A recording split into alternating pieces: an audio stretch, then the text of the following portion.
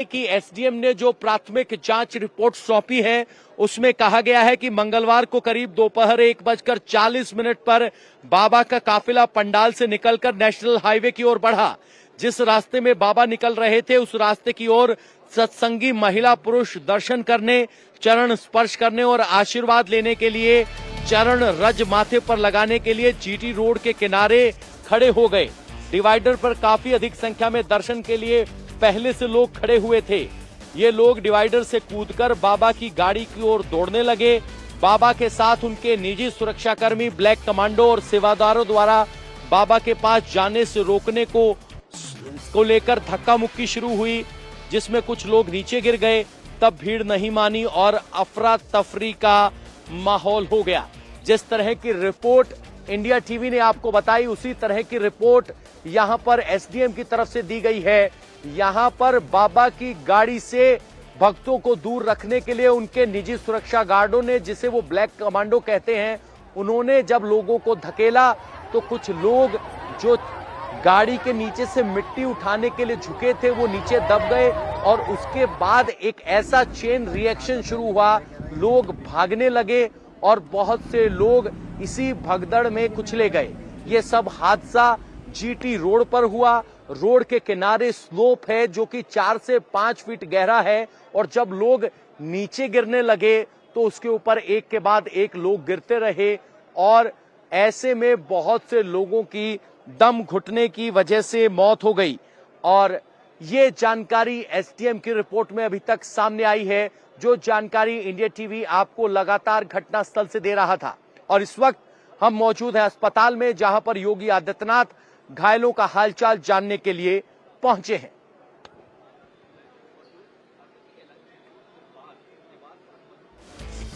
हाथरस में सत्संग के दौरान जो हादसा हुआ उसमें अब तक 121 लोगों की जान चली गई। 2 दर्जन से ज्यादा लोग या लगभग 24 से ज्यादा लोग अभी तक जिंदगी और मौत से लड़ रहे हैं। लेकिन हादसे में बच गए लोगों ने क्या देखा, क्या बताया, आइए आपको सुनवाते हैं।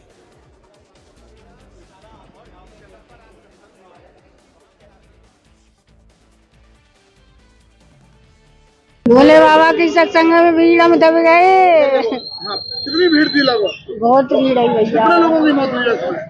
जाने अब मन्ना गिनने भैया ने कितने का नकी भैया। कितना बता रहे हैं लोग, बता रहे हैं इस पर आप वहाँ भीड़ ज्यादा थी? बहुत हुई भीड़ है, बहुत हुई। भगदड़ की वजह से ये मौत हुई। एक संग वो रुक गई का सो दबे गए वहाँ में, पीछे गए एक संग। 2 दर्जन के आसपास मौत बताई जा रही है।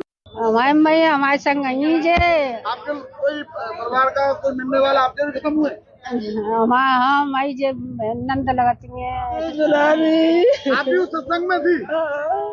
क्या क्या चल रहा था? कहाँ पर चला था?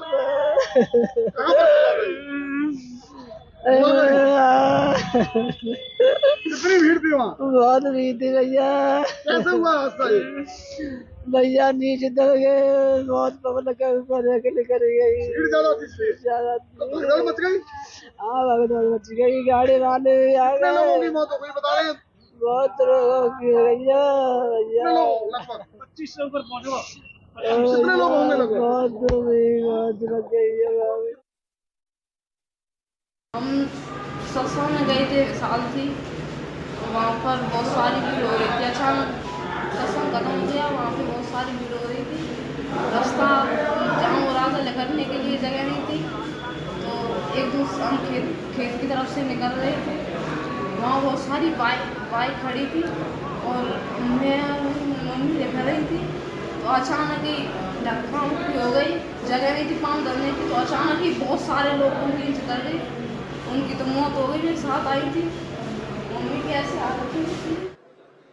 तो देखा आपने किस तरह से महिलाएं बता रही हैं कि आखिर हुआ क्या था, और यही जानने की कोशिश योगी आदित्यनाथ की भी होगी, क्योंकि इस वक्त वो अस्पताल के अंदर मौजूद हैं, घायलों से मुलाकात कर रहे हैं। 15 मिनट से ज्यादा का वक्त हो गया है। योगी आदित्यनाथ ने अस्पताल पहुंचने से पहले हाथरस में आला अधिकारियों की मीटिंग की, जिसमें डीएम, एसपी के अलावा मंडल आयुक्त भी मौजूद थे।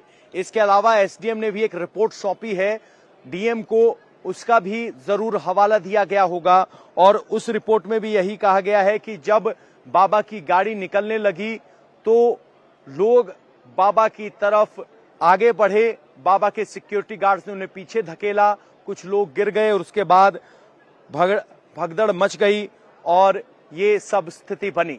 लेकिन एक तरफ जहां योगी आदित्यनाथ अस्पताल में पीड़ितों से, घायलों से मुलाकात कर रहे हैं, वहीं दूसरी तरफ सवाल अब भी बरकरार है कि इस चूक का जिम्मेदार कौन?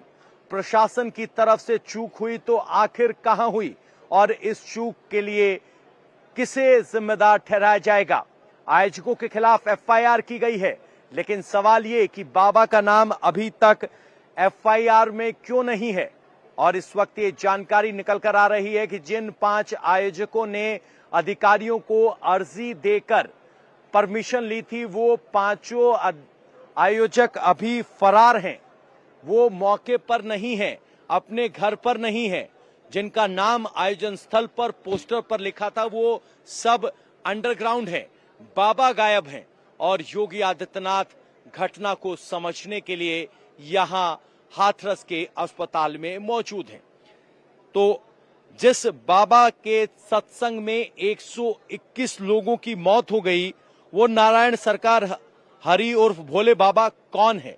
आपको जरा ये बता देते हैं। नारायण सरकार हरि उर्फ भोले बाबा का असली नाम सूरजपाल सिंह है।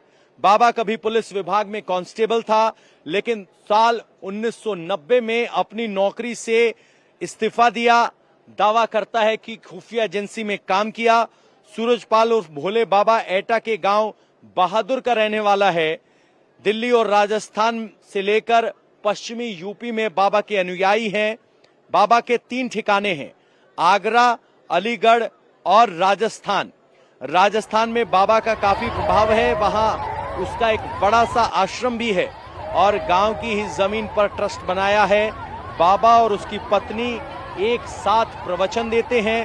भक्त बाबा को परमात्मा कहते हैं, जबकि पत्नी को मां जी के नाम से पुकारते हैं। अब उस परमात्मा की तस्वीर देख लीजिए, जिसके सत्संग में 121 लोगों की जान चली गई, लेकिन वो परमात्मा अपनी आत्मा को बेचकर शरीर को बचाने के लिए छिपता फिर रहा है। सांत्वना के 2 शब्द नहीं बोल पा रहा है, जो खुद परमात्मा होने का दावा करता है।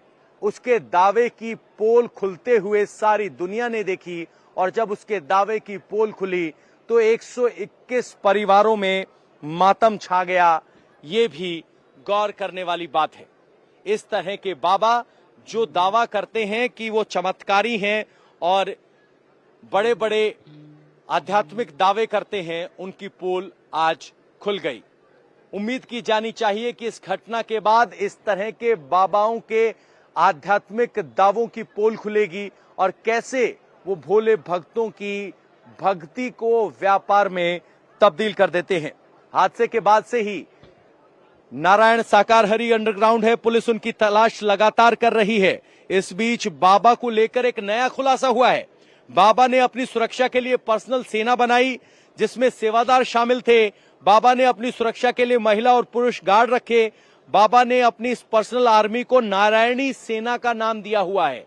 हर कोई बाबा अपने आप को राजा की तरह प्रोजेक्ट करता है और फिर ठीक उसी अंदाज में सेना बनाता है। नारायणी सेना नाम था। बाबा की पर्सनल फौज आश्रम से लेकर प्रवचन स्थल की सुरक्षा में उनके साथ चलती थी और इसी फोर्स पर जिम्मेदारी होती थी भीड़ को संभालने के लिए। सोचो, बिना किसी प्रोफेशनल ट्रेनिंग के इस तरह से एक फोर्स खड़ी की गई, जिसे बेसिक जनता को, भीड़ को संभालने की कोई जानकारी नहीं।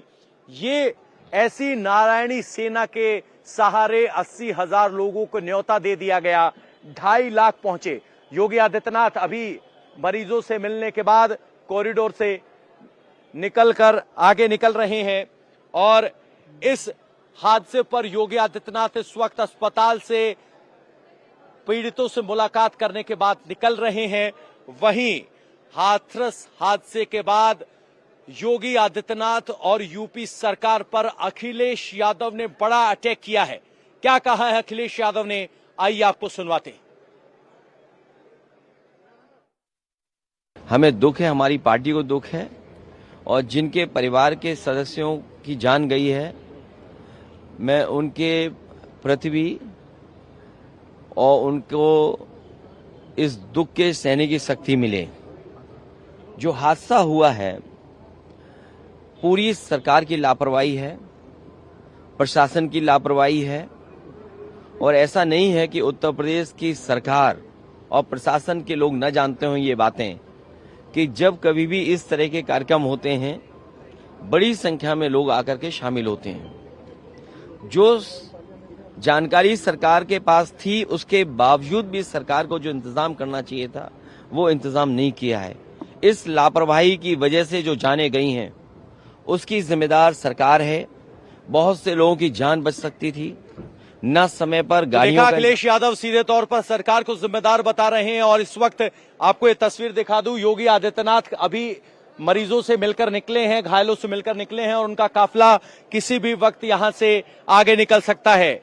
इसके बाद योगी आदित्यनाथ एक प्रेस कॉन्फ्रेंस करेंगे जिसमें जो घटना की जानकारी उन्होंने हासिल की है उसको मीडिया के साथ और सबके साथ साझा करेंगे। इस तरह की जानकारी हमारे पास आ रही है और योगी आदित्यनाथ का काफिला अब यहां अस्पताल से बाहर निकल रहा है।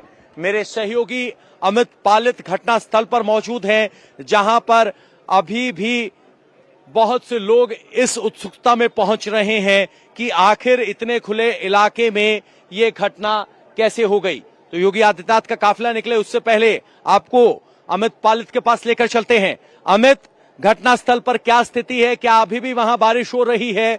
और वहां जो लोग आ रहे हैं, प्रत्यक्षदर्शी हैं, वो क्या बता रहे हैं?